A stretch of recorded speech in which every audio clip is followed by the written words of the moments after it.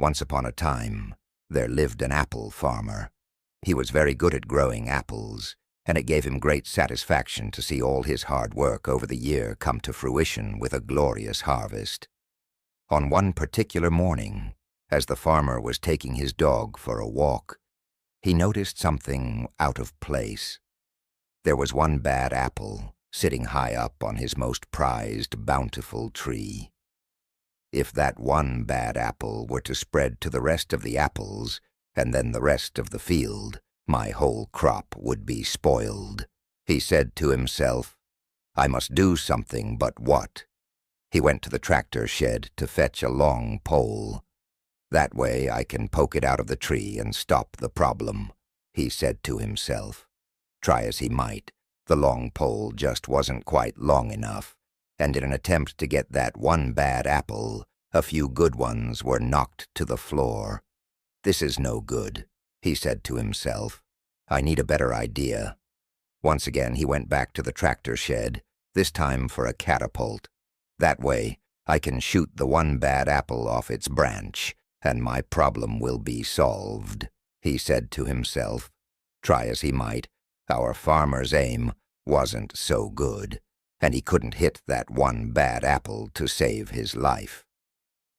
In all the badly aimed and missed attempts, a few good apples were also knocked to the floor. This is no good, he thought to himself. A better solution is needed, one that is foolproof. Once again he went back to the tractor shed, this time with a plan to shake the tree so that the one bad apple would fall to the ground, solving the problem once and for all.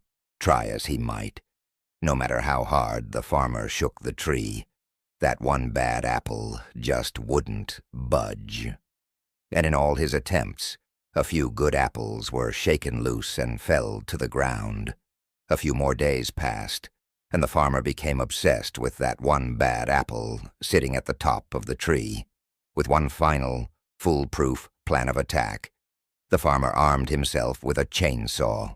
If he couldn't poke it out, shoot it out, or shake it out of the tree, then he was going to cut off the branch.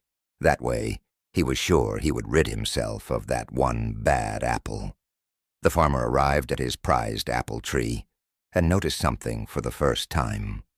With all his concentration and days spent fixated on that one bad apple, he had knocked, shaken, and poked all the other apples to the ground, where they now lay rotting. In an attempt to stop that one bad apple from spreading to the rest, he had forgotten to notice all the other wonderful apples that had ripened on his prized apple tree. Moral of the spiritual story. Sometimes we spend too much time and effort focusing on the one bad apple in our lives. What we forget to do is appreciate all the other wonderful apples we already have on our tree. Take time today to focus not on the one bad apple, but on the many wonderful ripe apples you already have in your life.